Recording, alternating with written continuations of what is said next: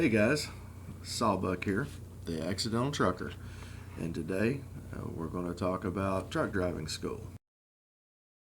I wasn't lied to about anything. I wasn't even misled. Not, those little white lies. Oh yeah.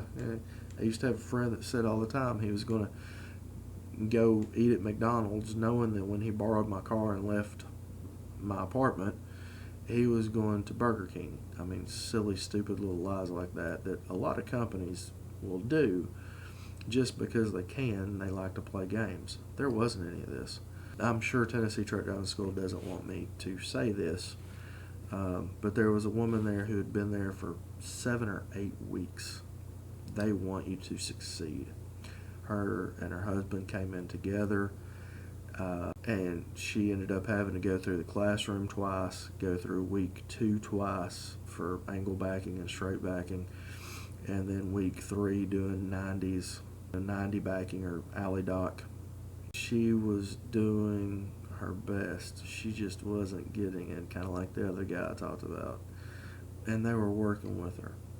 They wanted her to succeed, and she could have left. And the price of the school, it's like $4,000. I heard from another student that they were concerned about her so much, working with her so much. And at one point, one of the students or one of the instructors had said something, because she's a good person, she had a great personality, had said something about, well, if they gave you your money back, would you quit? And she said no. And I admire that. She was trying. She doesn't want to give up. But anyway, back to the school. I'm just saying they work with you. I didn't pass my CDL driving test the first time. I did the pre-trip inspection, and I did the straight backing fine. Did the 90 or the offset fine, and I got to the alley dock, the 90, and just completely spaced out. One of the instructors kept telling me, it was test anxiety, which I kind of playfully argued with him about that quite a bit. It wasn't test anxiety. It was too early in the morning, and I didn't sleep very well at night, which wasn't test anxiety. I hardly ever sleep very well at night. Didn't do it right the first time, and that was Saturday morning at 8 a.m. and then they rescheduled me for Wednesday morning at 8 a.m. When they gave me the time, I'm like, oh, here we go, I'm going to screw up again. And that time I was nervous. I was incredibly nervous because I'd already failed it once, and everything was riding on that. If I didn't get it then I wasn't going to get to go on to Covenant when I wanted to. I would have eventually, test and test and test and test until I got it right. But anyway, needless to say, I did my straight back, did my offset, did my 90. We don't have to parallel park here in Tennessee for the CDL test. And then we went out on the road, drove around for, I don't know, half hour, 45 minutes, something like that. Came back, and everybody does a victory lap, but there was a truck parked at the top of the hill. You come in, go up, there's a flat area for training, then you can go up a hill, there's a area up on top of the hill for training.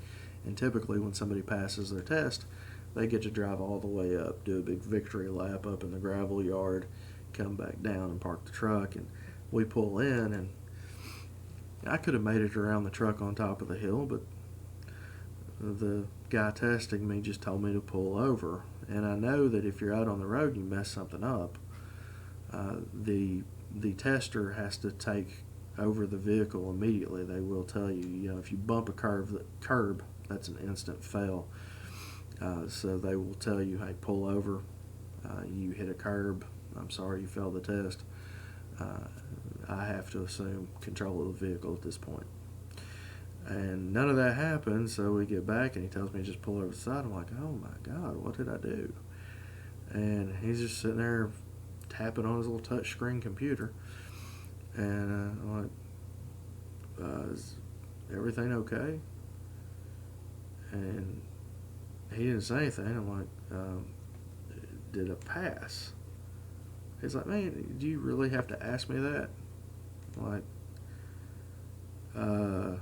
well, you didn't let me do my victory lap. And then he just kind of had this massively shocked look on his face and looked at me and said, sorry, I'm testing all day long.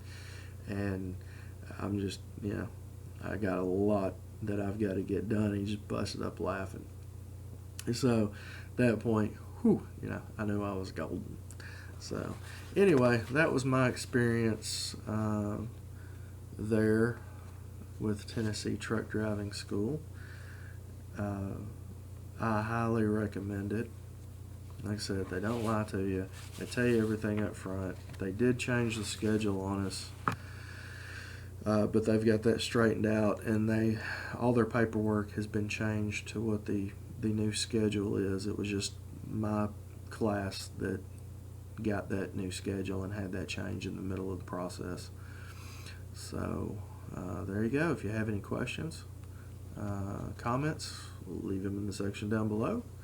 I will post that link to Vital Check and post a link to Tennessee Truck Driving School. Also, they have a lot of good videos, and Sean, the guy in the video, is the one that did my third-party testing for my CDL Class A.